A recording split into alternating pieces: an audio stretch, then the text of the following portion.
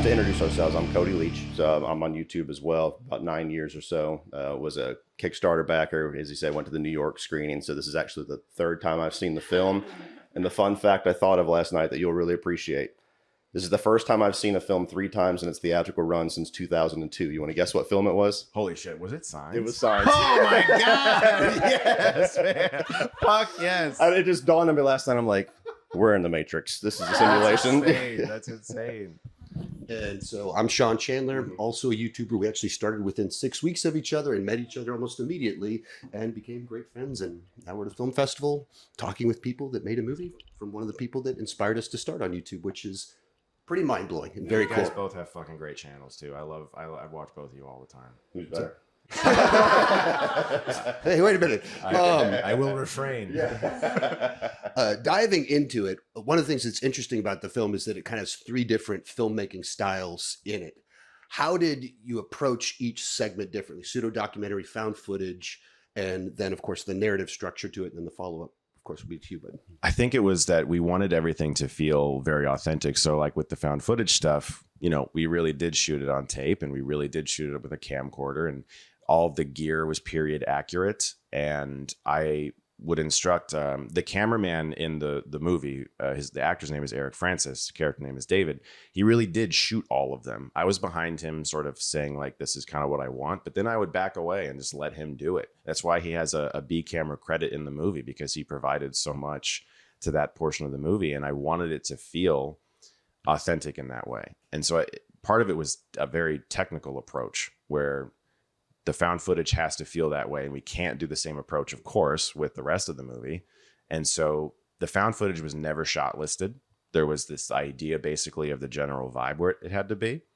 But for the mockumentary portion of the movie, I watched like every true crime doc I could find, of course, on Netflix, and unsolved mysteries and all that. Just kind of look at the tricks of the trade and how they tell their stories.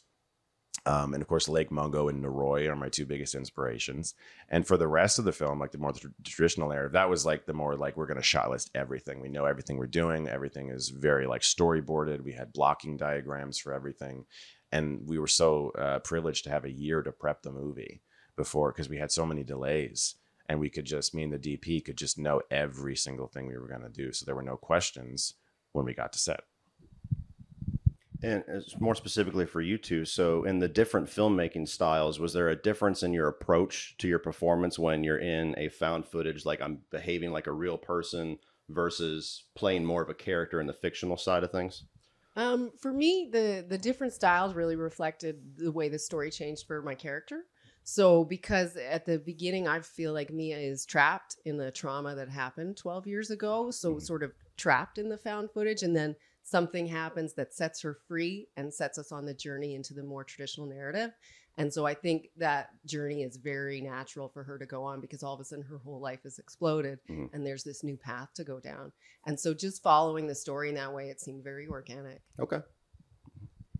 Yeah, I feel so grateful because I got cast in this project shortly after Chris met Aaron of Paper Street Productions, and the film really got rolling in 2020. And when I was cast, it wasn't even clear what the project was. It was just for like, I think the initial casting call was for like Kickstarter materials.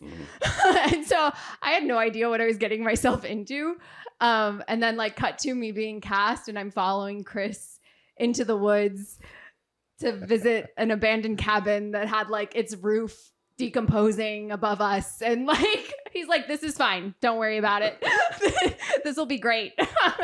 So there was such a, I think for the found footage element, there was such a playfulness, and it really just felt like we were like YouTubers back in 2008 going to a creepy place, talking about the creepy place, and then like posting that video on YouTube, because that's kind of what we were doing. Like Chris was editing these episodes together as we were going, and would show us like, hey, you want to see the like new like intro to the episodes. It was just so fun. And then I think the transition to the more narrative camera was just such a privilege, because I got to be along for the ride, seeing the Kickstarter grow, and Chris and I had a moment on my first day on set with Camille, and like suddenly this has ballooned into like a huge crew and a bigger cast and a much bigger project, and we kind of looked at each other and we're like, this is kind of wild. Look right? at us. Look at us. We did something.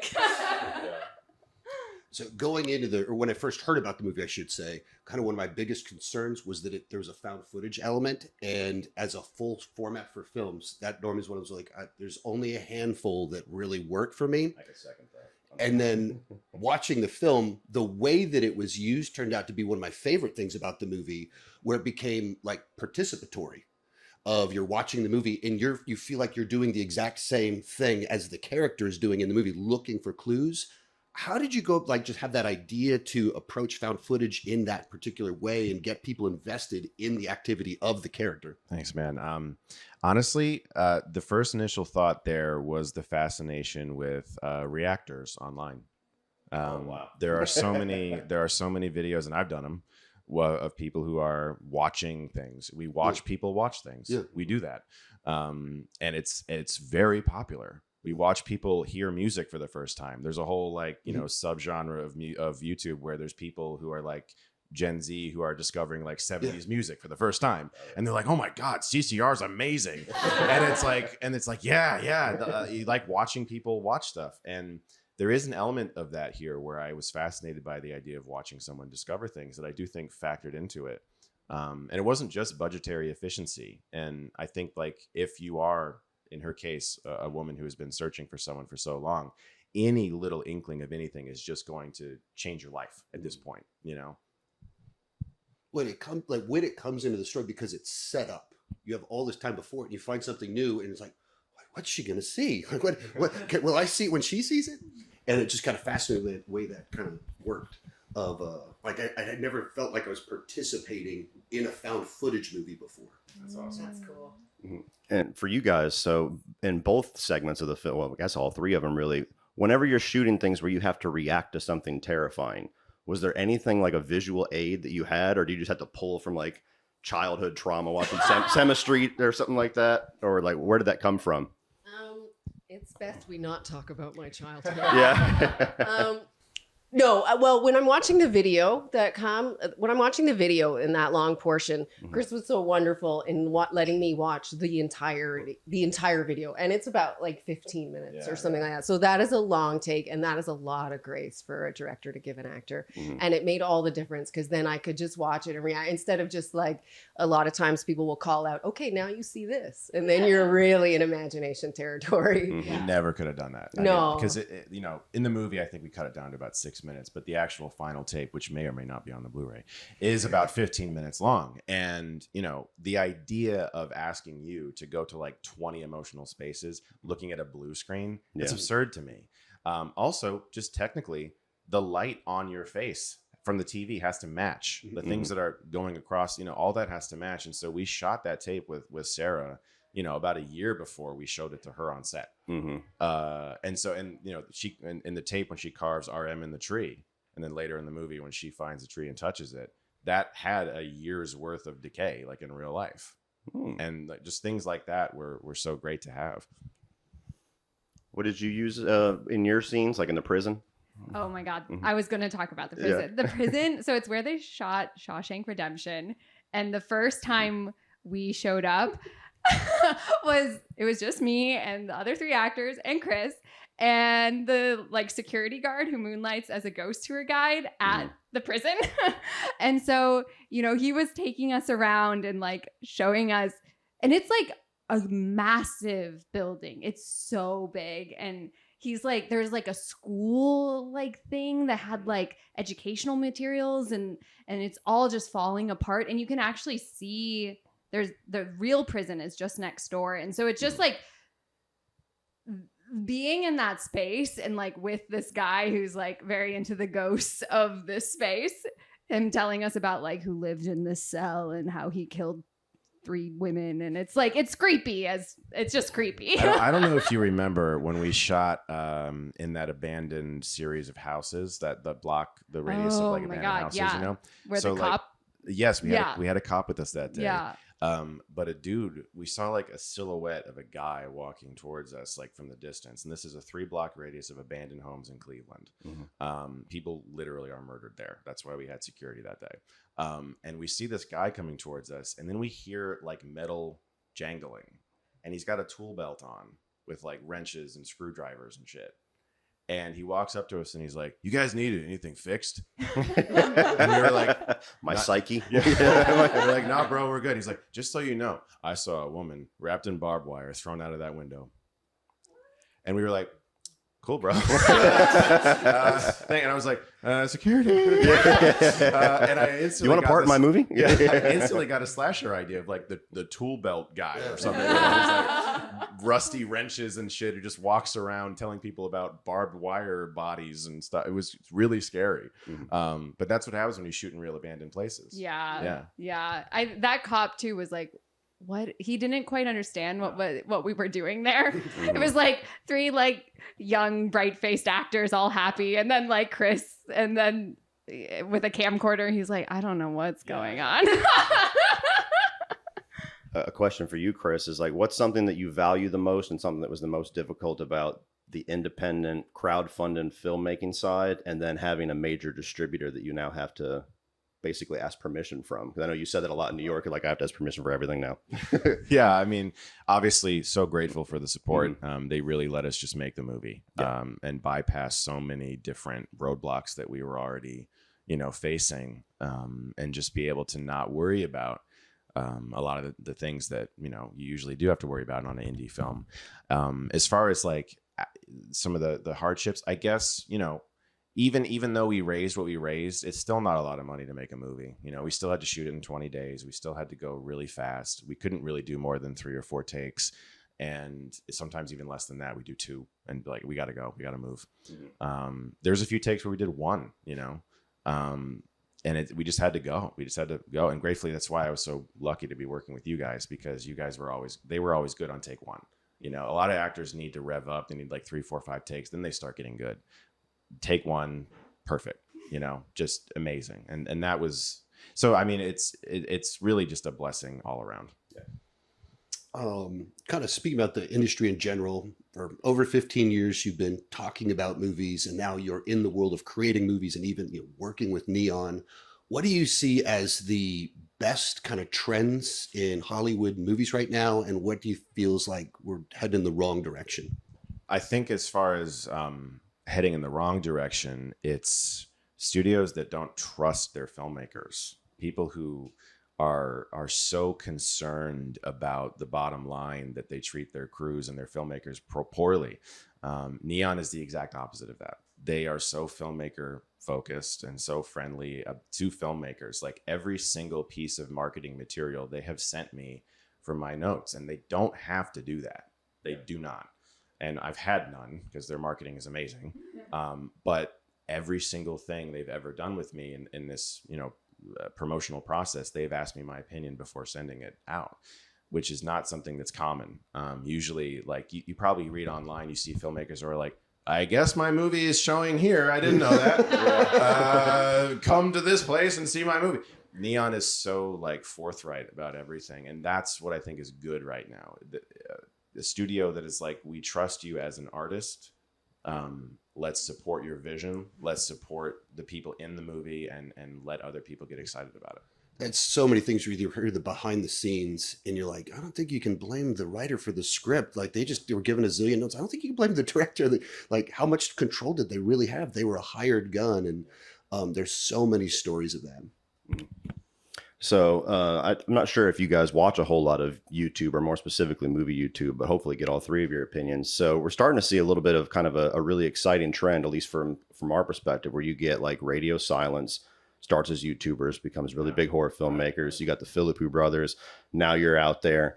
Do you what do you think has caused this to be more of an easier on-ramp for those of us that are just like fans wanting to get our voice out there? And like, what do you see in the future that's exciting about that? I think it's the exact same thing that I saw with film criticism on YouTube and being taken seriously by press as a film critic on YouTube. Because, when I first started in 2009, I think it was 2015 when I finally got press seats. Mm-hmm. 6 fucking years Yeah. of being told you don't write for an outlet, you need to write here, or you need to write there, you need to be published, whatever.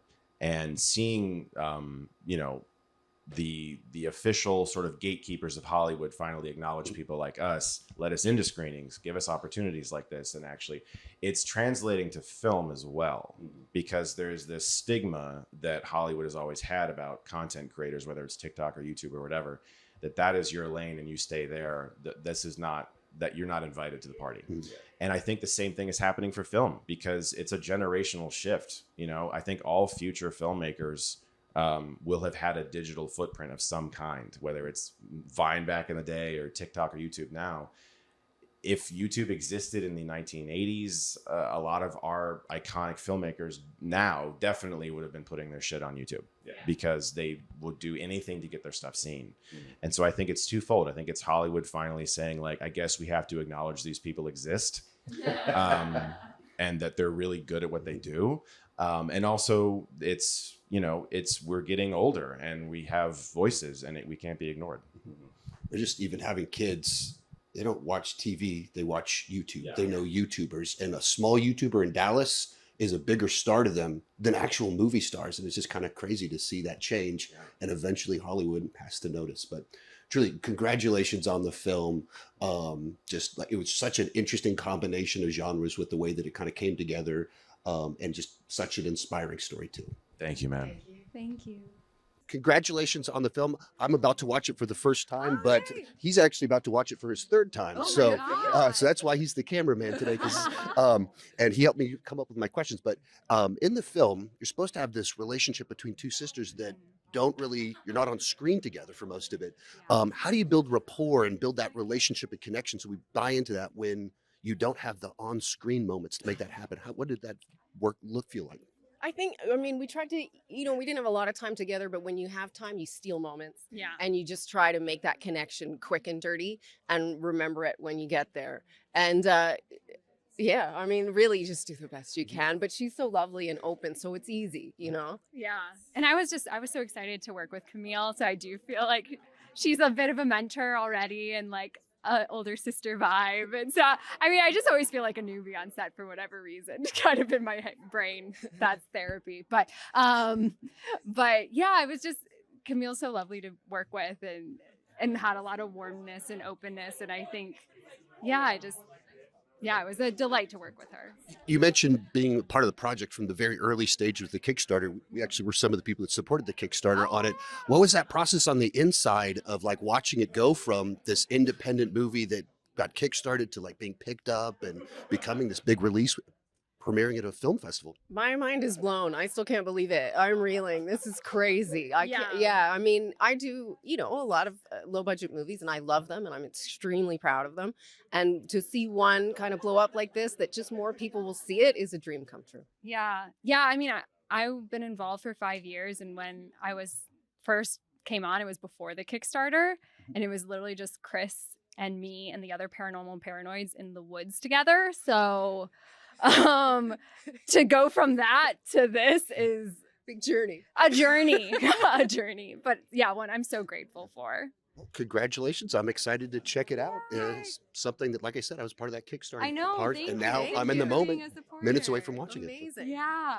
All right, sitting down with James Burkholder, the composer for Shelby Oaks. Yeah. Hey man, how you doing? I'm good. How are you? Good, very good. So I'm going to start off just by saying I have a lot to learn about music composing. So Okay. I'm going to have some basic questions first. Just Yeah, like, please. as far as the whole process, whenever you're trying to come up with music for a film, how exactly does that work? Do you get like an idea of the script beforehand to start working? Do you have to wait for a rough cut of the film to watch, and then you get your inspiration? Like, where do you jump into the process? I've been on projects where we get in early enough to get a script, but for the most part, we are the last person to get hired on the film. So once they get a rough cut is typically like when for instance, for Shelby Oaks, I got a rough cut. And then we actually didn't even start writing proper on the film until a couple months later. And that was really lucky because we had a lot of time to kind of like sit with the film and the themes and come up with a sound world that we feel really represents the story and helps move the story along. Gotcha. Yeah. Is there any times where you've had difficulty with either of those spots where, like, if you get it too early, do you see suddenly it in motion and your feelings towards the music change, or vice versa? I mean, it's not necessarily that my feelings change, but the edit changes. And Yeah. so that was something that we went through on Shelby Oaks. There were Mhm. several re-edits, and some of the music that I loved, that the Newtons loved, that Chris really loved, actually didn't end up making it into the movie just because you get to a point in an edit and it just, that music doesn't make sense for that scene anymore. Mhm. And you got to go back in and kind of retool it. But I think that's always a really cool opportunity to kind of think of things in a different way. Mhm. Do you have to approach the music that you created in any different way with the 3 different filmmaking styles that's in Shelby Oaks? So, like, when you have a tone for the mockumentary side versus the found footage segments versus the fictional, like, in-camera spots. Yeah, I mean, I think that there are there were definitely like, you know, we wanted to. We didn't want it to feel like different movies. We wanted it to feel like one movie. But there are, you know, instrumental choices. There are compositional choices that we made, like especially over, you know, the beginning where the whole paranormal paranoids, they've gone missing. Like that scene in particular, you know, was very sonically not very sonically different, but it was sonically different from a lot of the rest of the film. So to an extent, yes, but we from the get-go we wanted to make sure, okay, this all feels like one movie, not like a disjointed different series. chapters or yeah, something like that. exactly. That was one of the things that like impressed me about the film, is the way that it did kind of seamlessly go from 3 very different filmmaking styles, Yeah. and it still feels cohesive, Yeah. and it's seamless as it transitions. And like a piece of that is like you don't feel the music and the atmosphere changing. Thank you, man. Thank you. Yeah, I think that was, you know, it's top down. That comes from Chris being, you know, such a talented director and really leading the team in a way that made it really conducive to creativity and kind of enabled us to you know, execute that. What type of instruments did you use, and was any of them that you used like a first time in this score versus your other projects? Yeah, actually, that's a great question. There's an instrument that's kind of all over this film. It's called a guitar viol. So it's like, if you can imagine a fretted cello, essentially, because I'm a guitar player, I can't play cello. Same. But So, nice. So that instrument is kind of really the heart and soul of the film. That's where we get some of the main themes, especially the first theme that you hear over the black before we fade up to the video of Riley. That's the guitar viol, basically almost by itself. So that was a really cool experience, learning to play that instrument and getting to record it. And yeah, it's all over the score. One of the things I found interesting, because I'd never thought about it, was the idea of budget with the score for a film. Like, you should never think about that until you go like, oh yeah, like a huge orchestra versus one guy in a studio. Yeah. 2 different budgets. You have experience working on projects, assistance on huge Hollywood movies, Netflix series, a bunch of Mike Flanagan projects that I imagine were big productions, and then working on something like this. What does that look like in terms of budget for something like this versus a huge production?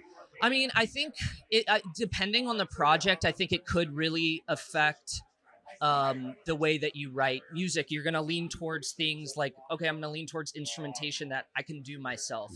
But I actually think that it's kind of a gift to have those constraints, because it turns you into a scrappier composer, and you're able to come up with things that you wouldn't if you knew you had, you know, $1 million for an orchestra budget. So I think that it ended up leading us down some really cool creative roads. Like, just even sometimes where they've done like a legacy sequel to a low budget classic film that was a very simplistic score. Yeah. And then they do the big studio version with a huge orchestra, and you're like, no, you lost what made that actually work. Yeah. And, like, this doesn't fit the movie. Yeah. Yeah. And I think to that point, like, this is a really personal film, and it's very personal to Chris, and it's kind of personal to the whole team at this point. Like, I've been on and off working on this film for 2 years now.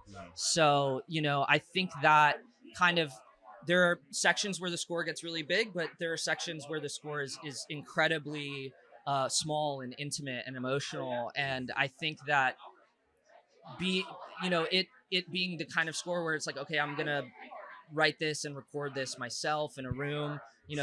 Me and the Newton brothers, we were able to come up with some really cool, really emotional stuff that I think is really cool. Maybe just right off of that, what is that collaboration with the Newton brothers? With this huge name in the space of one of the biggest names right now. Yeah.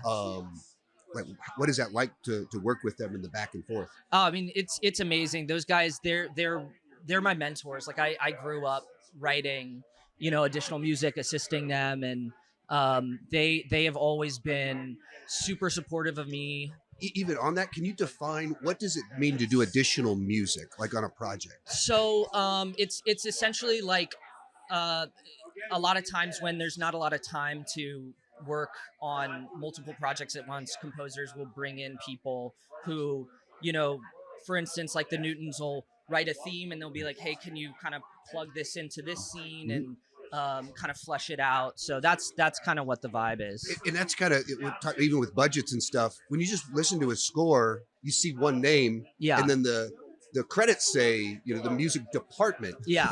It's a whole team of people Yeah. that actually made that happen. But and the composers are like the directors of the music. Yeah, it really takes a village, in every facet of filmmaking, but in music particularly. I mean, that's the one that I'm familiar with, obviously, but it really takes a whole team to get a score done.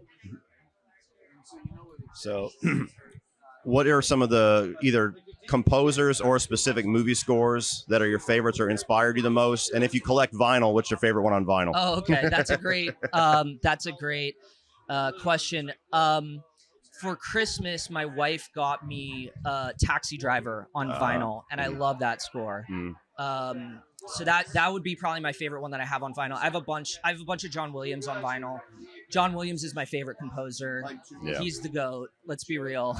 It's kind of hard to argue against Yeah, it. Like even yeah. if you love Hans Zimmer, you're like, well, Yeah. you start knocking down all A number of classics in so many genres that everybody knows that melody. Yeah. And some of his smaller scores too, I think, are phenomenal. Like Robert Altman's "The Long Goodbye" is an unbelievable score and such a cool concept musically. So that's another one of my favorites. Hans, I love Hans. That Dune 2 score really, really blew me away. Yeah. Yeah. And then other than that, like, in the horror space, I feel like, I really like Joseph Bishara's scores.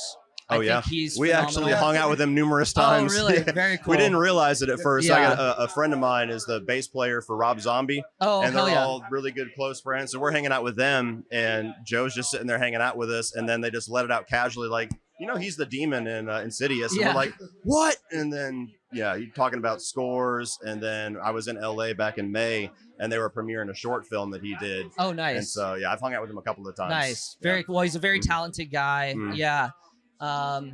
Yeah. Awesome. You got any more? Just kind of a simple one. How do you approach different projects differently? So like Werewolves, it's The Purge with werewolves, action, fast paced, and then this is atmosphere and tension. Yeah. What is that in the writing process and the working with the editing? What does that look like? Yeah, I mean, I think that, something like Werewolves, I came on a little bit later to that, and the Newtons brought me on to write some music, and that one was pretty self-explanatory. Okay, it's werewolves. They're badass. They're wearing cut-off, biker jackets and stuff like that. So that one, the Newtons kind of really set the tone for me, and and then I came in and kind of helped out and helped execute their vision on that. But something like Shelby Oaks, I think that we had a lot of time to kind of sit with the film and watch it over and over again and really talk to Chris about what was his vision for the film and what his vision for the music. So a lot of it came from him and by the way, Chris is an encyclopedia for film scores. Yeah. So like if I referenced a film score, he was like, "Oh yeah, I already have that. I have 2 CDs of that or whatever." You know. So it was that kind of communication between us and Chris was really streamlined and made it really easy. Even on that idea, like I said, that the practical day-to-day of that stuff, you just never think about on this stuff of Yeah. the difference between working with a director that as soon as you reference something, Yeah. they're on this, like they know exactly what you're talking about, as opposed to communicating with someone that they don't even know how to communicate about film scores. Yeah. Like that's just fascinating to me, the process of communication and where a score comes from, and even hearing the backstories on some movies where they'll just send off the composer to write something, they come back and give it to the director. He's like, I don't like it, and they're Yeah. fired the next day. And you go, that's the craziest thing I've ever heard. How does Yeah. that happen? Yeah. That's, I don't know. I don't have a question on that, but Yeah. I mean, that definitely does happen. I mean, luckily, you know, Chris is a really, really nice guy on top of being an incredible director. And so, you know, anytime he had, you know, questions about the music or notes, it always came from a place of love and like really wanting to get the story the right way. Get it done the right way. Yeah. Yeah. Very cool. Well, we appreciate you sitting down with us, man. I Yeah, wish we had more absolutely. time. It's such a crazy environment and a it's crazy event, but time. Yeah. I really appreciate it. Yeah, Man, me we too. really Thank enjoyed you. the film. Great work, and can't wait to see what you do next. Thank you so much. No, Great no meeting problem. you guys. Thank you so much. And like I said, I'm just curious about all of that stuff. It's just fascinating to me. There's things that I've listened to so many scores, and the more I learn about where they come from, it's like, well, that's cool. Yeah. That's awesome. So thank Yeah. you so much for your time. Absolutely. Thank you guys. Appreciate it. No problem.